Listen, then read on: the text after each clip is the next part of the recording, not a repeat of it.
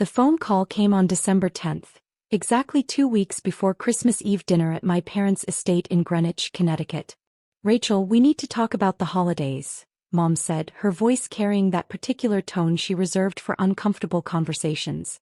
Not angry. Not sad. Just diplomatic. I was in my office at the time, reviewing third-quarter projections for my company's enterprise clients. I put my pen down. "What's wrong?" "Nothing's wrong, sweetheart. It's just that this year is special. Your cousin Jessica is bringing her fiancé, Bradford Ashworth the Third, to Christmas Eve dinner." She paused. "The Ashworths are old money, Rachel. Bradford's grandfather founded Ashworth Industries. His family has been in the social register since 1927. I waited. "Jessica is very nervous about making a good impression with his family. And Bradford's parents will be joining us as well. It's essentially a pre-wedding family merger dinner." Another pause. "Your Aunt Caroline thinks it would be best if we kept things streamlined. Just immediate family who can speak to the family's success and standing." "I am immediate family, Mom." "Of course you are, darling. But you have to understand, Bradford's family moves in very particular circles. Old money has different expectations. Jessica is worried that having someone there who's still struggling to establish themselves might send the wrong message about our family's status." The words hit exactly as intended. Still struggling to establish themselves. That's what my family had called me for the past 8 years. I'd graduated from MIT with a degree in computer science. Started working at a small tech startup in Boston. Lived in a modest apartment in Cambridge. Drove a 10-year-old Honda Civic. Wore clothes from Target. To my family, my hedge fund manager father, my socialite mother, my corporate lawyer brother, and my doctor sister, I looked like failure. The embarrassing relative who'd chosen the wrong path. What they didn't know was that the small tech startup I'd joined in 2015 was a company I'd co-founded with 2 MIT classmates. A company called Novice Analytics that specialized in AI-driven enterprise data security solutions. What they didn't know was that I owned 31% of the company. What they didn't know was that Novice Analytics had just closed a $340 million Series D funding round in October, valuing the company at $1.8 billion. What they didn't know was that my personal stake was now worth approximately $558 million. What they didn't know was that Forbes had been following our growth for 18 months and had scheduled me for a profile interview in their 30 Under 30 issue, releasing Christmas morning. I'd kept everything quiet for strategic reasons. In the beginning, I wanted to build something without family pressure or interference. My father had very specific ideas about acceptable careers. Finance, law, medicine. Technology, entrepreneurship wasn't on the list. As Novice grew, I maintained the silence to test something. I wanted to see if my family would value me for who I was rather than what I'd accomplished. I wanted to see if they'd show up for me when I appeared to have nothing. They didn't. Every family gathering became a performance of casual cruelty. My brother Derek would ask loudly, "Still at that little startup?" My sister Amanda would forget to include me in family photos. My father would sigh heavily whenever I spoke. And my mother would smile apologetically and say things like, "Rachel's still finding herself." Now apparently I'd become too embarrassing to attend Christmas. "So you're uninviting me," I said calmly. "We're not uninviting you, sweetheart. We're just asking you to understand that this particular dinner is very important for Jessica's future. Her entire life trajectory depends on this relationship with the Ashworth family. We can't risk anything that might jeopardize that. Anything like me. Rachel, please don't be dramatic. We'll do something special, just you and me, after the holidays. We can have lunch at that little cafe you like in Cambridge." That little cafe was actually a Michelin-starred restaurant where I'd held our Series C announcement dinner. But Mom had never asked about my life enough to know that. "It's fine, Mom. I understand." "You do? Oh, thank goodness. I knew you'd be reasonable about this. You're so good at understanding these things." After we hung up, I sat in my corner office, floor-to-ceiling windows overlooking Boston Harbor, and made a decision. I pulled up my contacts and called my publicist, Marcus Chin. "Marcus, the Forbes profile. When does it go live?" "Digital edition drops Christmas morning at 6 a.m. Eastern. Print edition hits newsstands the same day." "Why?" "I need you to make sure it gets maximum distribution." Contact everyone on our media list. Make sure every major outlet knows it's coming. Rachel, it's already going to be huge. Forbes 30 under 30-foot always trends. But yeah, I can amplify. What's the occasion? Just making sure my family can find it, I said. The 8 years between MIT graduation and that phone call had been carefully constructed. I'd met my co-founders David Park and Jennifer Wu in our junior year. We'd all been working on different aspects of cybersecurity research. Jennifer was brilliant with encryption algorithms. David could spot vulnerabilities in any system within minutes. I specialized in machine learning applications for threat detection. We started Novice Analytics in Jennifer's basement apartment with $47,000 we'd scraped together from summer internship savings and a small grant from MIT's entrepreneurship program. Our first product was crude but functional. An AI system that could learn normal network behavior and flag anomalies in real time. We sold it to 3 small businesses in our first year for a total of $180,000 in revenue. My family thought I was working as a junior developer at a tech company. I deliberately kept my explanation vague. I'm doing security software development. Technically true. Year 2, we landed our first major client, a regional bank that wanted better fraud detection. Revenue hit $1.2 million. We hired our first 5 employees. My family asked why I didn't have a nicer apartment yet. Year 3, we developed our breakthrough product, a self-learning threat detection system that could predict attacks before they happened. We called it Sentinel. A Fortune 500 healthcare company bought an enterprise license for $8 million. I bought a newer used car, a 2015 Toyota Camry. My father asked why I wasn't driving a BMW like my siblings. Year 4, Sentinel went viral in enterprise security circles. We signed 12 major contracts totaling $64 million. We raised our Series A, $25 million from a respected VC firm. I moved to a nicer apartment in Cambridge. 2 bedrooms instead of 1. My mother asked when I'd buy a real house like Amanda had. Year 5, we expanded internationally. Offices in London, Singapore, and Sydney. Revenue hit $180 million. Series B funding brought in $95 million at a $620 million valuation. I bought a small condo near MIT. Nothing flashy. Comfortable. My brother asked if I needed money for a down payment on a real place. Year 6, we became the industry standard. If you were a major corporation handling sensitive data, you used Novice Analytics. Our client list included 47 Fortune 500 companies. Revenue $340 million. Series C, $180 million at a $1.1 billion valuation. We'd become a unicorn. I wore the same Target clothes to family dinners. Year 7, expansion into government contracts. Department of Defense. Department of Homeland Security. Federal Reserve. Revenue exceeded $500 million. The company everyone in tech was watching. I still drove the Camry. Year 8, October 2023. Series D closed. $340 million at $1.8 billion valuation.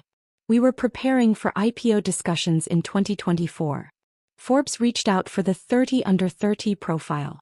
And my family uninvited me from Christmas because I'd embarrassed them. The beautiful irony was that I'd deliberately maintained my modest lifestyle as a test. I wanted to see if my family loved Rachel the person or Rachel the achievement. I wanted to know if they'd show up when I appeared to have nothing. Every dismissive comment, every casual cruelty, every forgotten invitation had been noted, recorded, saved. I wasn't hiding my success. I was watching who deserved to share it. The Forbes interview happened on December 15th, 5 days after my mother's call. The journalist, Catherine Morrison, met me at Novice headquarters. Our office occupied 4 floors of a renovated industrial building in Boston's Seaport District. Exposed brick floor-to-ceiling windows, collaborative workspaces. We employed 340 people. This is remarkable, Catherine said, looking around the main workspace. How old are you? 29. I'll turn 30 in March.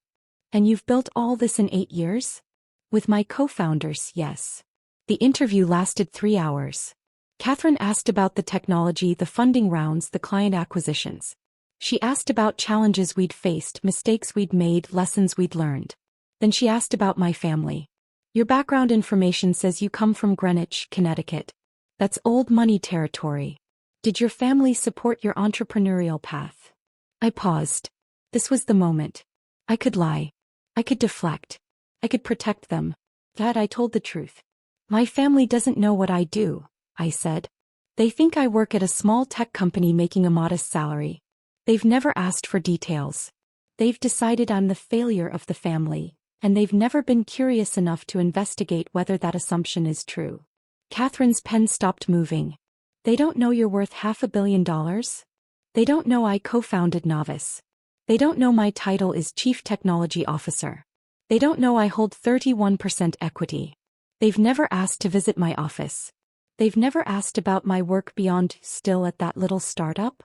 I smiled. 2 weeks ago, my mother uninvited me from Christmas Eve dinner because my presence would embarrass the family in front of my cousin's wealthy fiancé. She uninvited you? She said having someone who's still struggling to establish themselves would send the wrong message about our family's status. Catherine was quiet for a moment. That's going in the article. I assumed it would. Rachel, this profile is going to be read by millions of people. Your family will find out. I know. On Christmas morning. I know. You're okay with that? I thought about 8 years of dismissals. 8 years of being forgotten, overlooked, diminished. 8 years of testing whether they'd love me without achievement to validate my worth. I'm not doing this for revenge, I said. I'm doing this because I'm tired of hiding my success to protect people who never protected me. I built something extraordinary. I employed 340 people.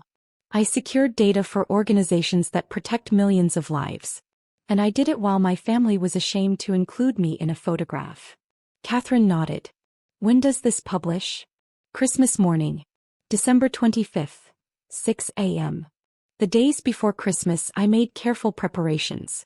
First I called my lawyer Sarah Vance, who'd handled our corporate work since Series A. Sarah, I need you to prepare something for me. I want a complete documentation package of my equity stake in Novice, my role as CTO and the company's current valuation. Official letterhead, all signatures, everything legally binding. Is there a problem? No problem. I'm just going to need proof of something very soon, and I want ironclad documentation. I'll have it ready by December 23rd. Second, I called Marcus. The Forbes piece is going to create chaos in my personal life, I said. I need you to prepare a statement I can release if necessary. Something brief about maintaining privacy while building the company, something about family dynamics being complicated, something that protects my co-founders and employees from the drama. Consider it done. Want me to brief the team about potential incoming? Yes. Christmas Day is going to be busy. Third, I called my co-founders for a video meeting. Listen, you both know I've kept my family at arm's length from Novice. That's about to change in a very public way. The Forbes profile reveals that my family doesn't know about my role here. It might create some media interest in that angle. I want you both to be prepared. David laughed. Rachel, we've got your back. Your family has no idea what they missed out on. Let them find out with the rest of the world. Jennifer was more thoughtful. Are you sure you want to do this? Once it's public, you can't take it back. I'm sure. I've spent 8 years being small to make them comfortable. I'm done. Finally, on December 23rd, I did something I'd never done before. I went shopping. I bought a dress. A midnight blue silk dress from a designer boutique in Boston. Cost $3,800. I bought shoes to match. I bought jewelry, simple, elegant, expensive. I got my hair professionally styled. For 8 years I dressed down. Dressed modest. Dressed forgettable. For Christmas I was going to dress like the CTO of a $1.8 billion company. Because even though I wasn't invited to my family's dinner, I had somewhere else to be. Marcus had arranged something perfect. On Christmas evening, there was a holiday gala at the Four Seasons Boston, a charity event for tech industry leaders benefiting STEM education programs. The guest list included CEOs, venture capitalists, and several Forbes journalists, including Catherine Morrison. I RSVP'd yes. If my family was going to celebrate Christmas with old money, I'd celebrate with new money. The money that built things, changed industries, and employed thousands. On Christmas Eve, I spent the evening alone in my condo. Ordered takeout. Watched classic movies. Checked my phone periodically. Nothing from my family. No Merry Christmas Eve text.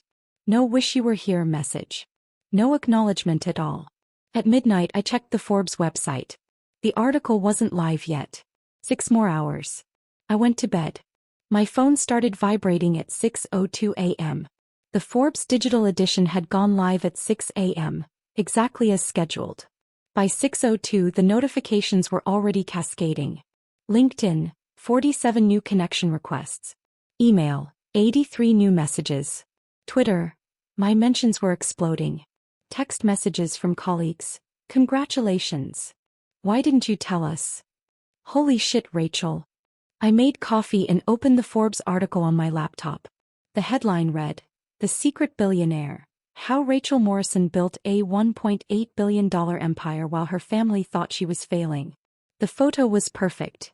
Me in our offices standing in front of floor-to-ceiling windows overlooking Boston Harbor, wearing my typical modest outfit, smiling calmly.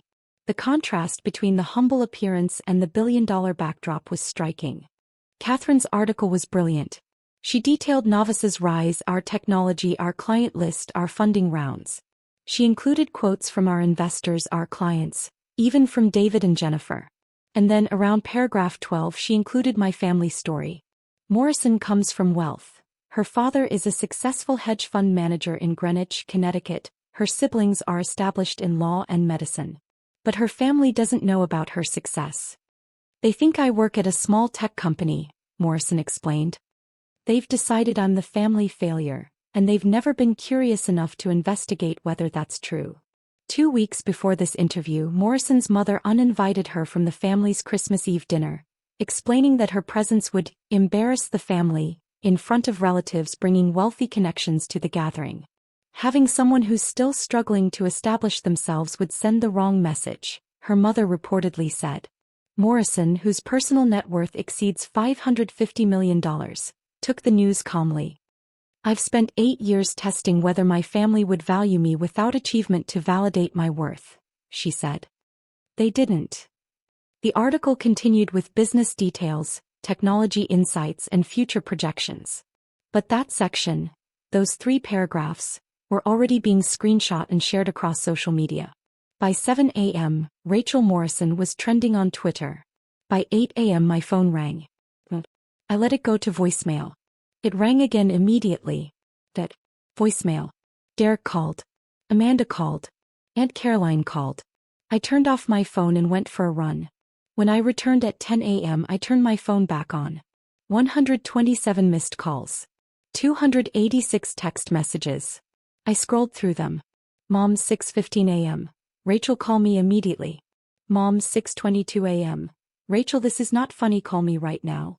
Mom, 6:45 a.m. Everyone is asking me about Forbes, I don't understand what's happening. Dad, 7:03 a.m. Rachel, we need to talk about this article. Call me.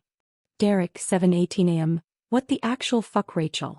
Amanda, 7:34 a.m. Is this real? Are you really a billionaire? Aunt Caroline, 8:12 a.m. Jessica is devastated. The Ashworths saw the article. We need to talk. I made more coffee. Checked social media. The story had gone completely viral. Tech Twitter was celebrating. Business journalists were requesting interviews. My LinkedIn had crashed from connection requests. And then at 11:30 a.m. my doorbell rang. I checked the security camera. My entire family stood in the hallway. Mom, Dad, Derek, Amanda.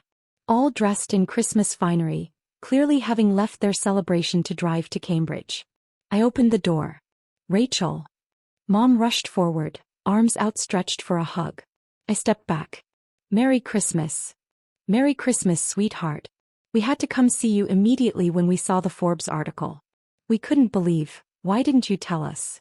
They crowded into my modest condo. The same condo Amanda had once called depressing. The same place Derek had offered to help me upgrade from. Dad was staring at me like he'd never seen me before. Rachel, this article says you own 31% of a company worth $1.8 billion. That's correct. It says you're the chief technology officer. Correct. It says your personal net worth is over $550 million. Approximately $558 million as of the Series D close, yes. And you never told us? Mom's voice was wounded. Your own family? I looked at her calmly. You uninvited me from Christmas 2 weeks ago because I'd embarrass you. That was before we knew. Exactly. The silence that followed was deafening. Derek broke it. Rachel, come on. You have to understand how this looks. You've been pretending to be poor for 8 years. I've been living modestly. There's a difference. I never lied about anything. I told you I worked in tech security. I told you I was doing well. None of you ever asked for details. You were deliberately hiding your success. Amanda said. I was testing whether you'd value me without it. That's not fair, Mom protested. You can't test your own family like that. I pulled out my phone and opened my photos. December 2019. Derek's birthday party. I asked if I could bring my business partner to introduce you. You said, and I quote, let's keep it family only. We don't need your work friends here. That business partner was Jennifer Wu, my co-founder. She's now worth $590 million. I scrolled. June 2020. Amanda's graduation from medical school. I mentioned I'd just closed a major contract and wanted to celebrate with you. Dad said, that's nice, honey, and changed the subject to Amanda's residency offers. That contract was $8 million from a Fortune 100 company. I scrolled again. November 2021. Thanksgiving. I tried to explain what my company does. Mom interrupted me to ask Derek about his latest case. You literally stopped me mid-sentence to talk about Derek's work instead. We didn't know it was important. Mom said. You didn't ask if it was important. You assumed it wasn't. You assumed I wasn't. Dad's voice was quiet. Rachel, we made mistakes. But you're our daughter. We love you. You love the daughter who's worth $558 million. 2 weeks ago, you didn't love me enough to include me in Christmas dinner. That was a misunderstanding, Aunt Caroline said, stepping forward. She'd been silent until now. Jessica was nervous about the Ashworths, and we thought. You thought having your poor, struggling relative around would embarrass you. You were right. You should be embarrassed. Not because of me. Because of how you treated me. Amanda was crying now. Rachel, please. You're our sister. I've always been your sister. My net worth doesn't change that. But apparently, it's the only thing that makes me worth including. My phone buzzed. A text from Marcus. Wall Street Journal wants interview. CNN wants you for tomorrow. Bloomberg asking for statement. Should I schedule? I looked at my family. I need you all to leave. Rachel, Mom started. No. Please. We're not done talking about this, Dad said. Actually, we are. You're done talking at me about what I should have told you. I'm done explaining why I didn't trust you with the most important thing I've ever built. I walked to the door and opened it. Merry Christmas. Enjoy your dinner with the Ashworths. I'm sure having a daughter worth $500 million will help make the right impression. Mom's face crumpled. That's not fair. Neither was uninviting me from Christmas. They filed out slowly. Derek tried to say something, but I closed the door before he could. I locked it and leaned against it, breathing heavily. My phone rang again. This time it was Jennifer. Rachel. Have you seen Twitter? We're trending #1 worldwide. I saw. Are you okay? The family stuff in the article. That was brave. I'm okay. Better than okay, actually. Good. Because Marcus just forwarded me interview requests from every major outlet. You're about to become very, very famous. I smiled. Send me the list. Let's talk about which ones align with our IPO timeline. Now you're thinking like a CEO. Merry Christmas, Rachel. Merry Christmas, Jen. I hung up and walked to my window. Cambridge stretched out below me, decorated with Christmas lights, beautiful and peaceful. My phone buzzed again. Another text from Mom. Please call me. We can fix this. I deleted it. There was nothing to fix. For 8 years I'd given them every opportunity to see me. They'd chosen not to look. Now the whole world was looking. And I was just getting started. The next 48 hours were a masterclass in consequences. Christmas Day evening, I attended the Four Seasons Gala in my midnight blue dress. The moment I walked in, the room shifted. People who'd been circulating stopped. Conversations paused. Catherine Morrison approached immediately, champagne glass in hand. Rachel, you look stunning. How are you holding up? Better than expected. Your family showed up at my door this morning. All of them. And I sent them away. She smiled. Good for you. Come on, there are some people who've been dying to meet you. She introduced me to venture capitalists who'd been courting novice for years, CEOs who wanted to discuss partnerships, journalists requesting interviews. I spent 3 hours networking with people who valued what I'd built, not who my family was. At one point I found myself talking with Margaret Chin, the CEO of a Fortune 50 tech company and one of the most powerful women in business. I read your Forbes profile this morning, she said. The part about your family, that took courage. It was just honesty. Honesty is courage in a world that prefers pretty lies. She paused. My parents didn't speak to me for 2 years after I dropped out of medical school to start my first company. They thought I was throwing my life away. Now they tell everyone they always knew I'd be successful. What did you do? I stayed successful. And I stayed honest about the journey. Eventually they either accept reality or they don't. But you can't build an empire while carrying people who don't believe in you. That conversation stayed with me. December 26th, the story exploded further. Wall Street Journal ran a feature, Tech's Hidden Billionaire, Why Rachel Morrison Kept Her Family in the Dark. Bloomberg covered it. TechCrunch did a deep dive on Novice's technology and valuation. The narrative that emerged was fascinating. Social media split into camps. One camp celebrated the working in secret angle, the idea that I'd built something extraordinary without fanfare or family pressure. Tech founders shared their own stories of family members who didn't understand their work. Another camp debated the ethics of testing family. Therapists weighed in on social media about family dynamics and unconditional love.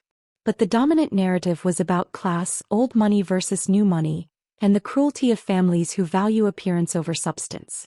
My family became a symbol of everything wrong with old money attitudes. December 27th, my phone rang from an unknown number. I answered. Ms. Morrison? This is Bradford Ashworth the Third. I nearly dropped my phone. Jessica's fiancé? Yes. I'm calling because I owe you an apology. I had no idea your family had uninvited you from Christmas because of me, because of my family's expectations. That's unconscionable. I was silent, shocked. I want you to know that I told Jessica yesterday that any family who would treat you that way isn't a family I want to marry into. I've ended our engagement. You, what? I ended it. My family has old money, yes. But we built that money through innovation and hard work 3 generations ago. My grandfather would be appalled to know his name was used to exclude someone like you, someone who's actually building something meaningful. He paused. I'm sorry you were hurt by this. And I'm sorry I was used as an excuse. Bradford, you don't have to. I do. And I did. I wish you the best, Ms. Morrison. I've already instructed my financial team to reach out to Novice about potentially investing in your Series E when the time comes. He hung up. I stared at my phone in disbelief. 30 minutes later, my phone exploded with calls from family members. Aunt Caroline, what did you do? Bradford ended the engagement. Mom, Jessica is devastated. She's saying you ruined her life. Derek, Rachel, you need to fix this. Call Bradford and explain. I turned my phone off again. I didn't ruin Jessica's life. She ruined her own engagement by being part of a family that excluded people based on perceived wealth. Bradford Ashworth the Third, despite his old money pedigree, had more integrity than my entire family combined. December 28th, I received a letter via courier. It was from my father, handwritten on his personal stationery. Rachel, I have spent 3 days trying to understand how we got here. I have read the Forbes article 17 times. I have read every comment, every think piece, every social media discussion about our family. I want to tell you that we didn't mean to hurt you. I want to tell you that we always loved you. I want to tell you that we simply didn't understand. But those would be excuses. The truth is that we valued achievement over character. We valued appearance over substance. We valued what you could do for the family's image rather than who you were as a person. Your mother is devastated. Your siblings are confused and hurt. Your aunt is furious about Jessica's broken engagement. But none of their feelings matter as much as this. You were right. You built something extraordinary while we dismissed you. You proved yourself while we doubted you. You succeeded while we predicted failure. And when your success became public, our first thought wasn't pride. It was how we could benefit from it. I am ashamed. I don't expect forgiveness. I don't expect reconciliation. I'm writing because you deserve to know that I finally see what I couldn't see before. You didn't need us to succeed. But we needed you to matter. I'm sorry we failed you. Dad. I read the letter 3 times. It was the most honest thing my father had ever said to me. It also didn't change anything. 6 months later, I stood in the New York Stock Exchange wearing a custom navy suit, watching Novice Analytics go public. The IPO priced at $32 per share, valuing the company at $4.2 billion. My stake was now worth $1.3 billion. Jennifer, David, and I rang the opening bell together. Our 340 employees cheered from the trading floor. Our investors celebrated. Our clients sent congratulations. My family wasn't there. I'd invited them actually. Sent formal invitations through my lawyer in March.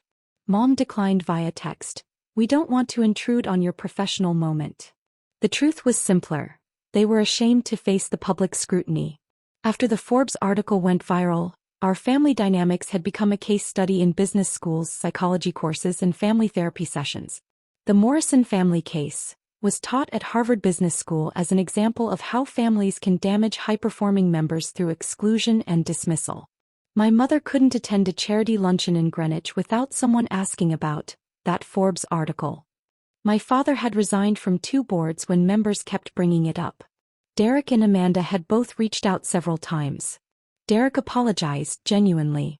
Amanda sent long emails about family therapy and healing. I'd responded politely but maintained distance. The person who surprised me most was Jessica. She'd called in February, 3 months after Bradford ended their engagement. Rachel, I need to apologize. Actually, I need to do more than apologize. I need to thank you. For what? For exposing exactly who I'd become.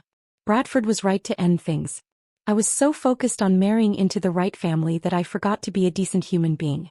I excluded you because you didn't fit my image of success. That's unforgivable. Jessica. Let me finish. I've spent 3 months in therapy. Real therapy, not just venting to a counselor. I'm learning that I constructed my entire life around other people's approval. I don't even know what I actually want. She paused. I enrolled in a master's program. Social work. I start in the fall. Social work. I want to help families that are struggling. Real struggling, not can't afford the right country club. Struggling. I want to do something that matters. We'd met for coffee after that.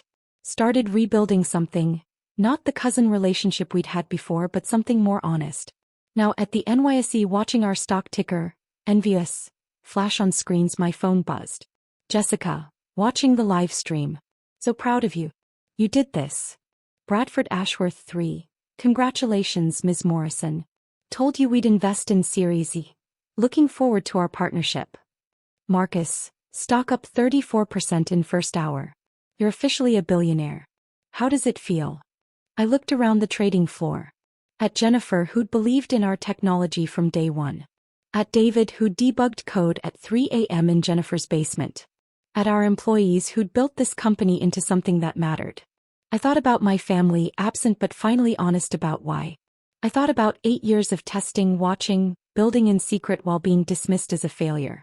I thought about the choice I'd made to value authenticity over approval.